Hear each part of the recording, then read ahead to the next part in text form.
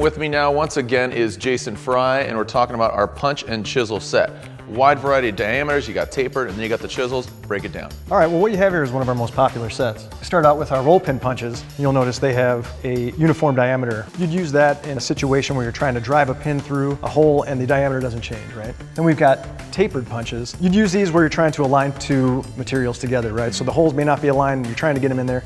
You can use that taper to sort of guide the two holes together. We've also got two center punches. You have a larger size for harder materials where you need to make a bigger mark on the material, or maybe a smaller punch on softer materials where you can mark it a little bit more gently. And then of course we finish it off with our chisels. When you're chiseling away trying to remove material, you go grab one of these beasts and you can drive away right at it. So you got your chisels here, you got your punches, but you want to keep your hand out of harm's way. That's right. You got this holder here. Just slide the tool in there, give it a little snug, keep it in there tightly, keep your hand out of the way. Then you can grab your hammer and pound away, keep everything out of harm's way.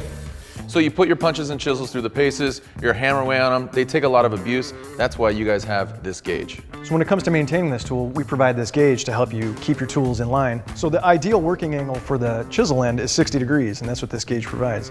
So you can take a hand file, not a grinding wheel, because we don't want to reintroduce heat and change the heat treat of the tool. Sharpen it up to 60 degrees and get it right back where it needs to go.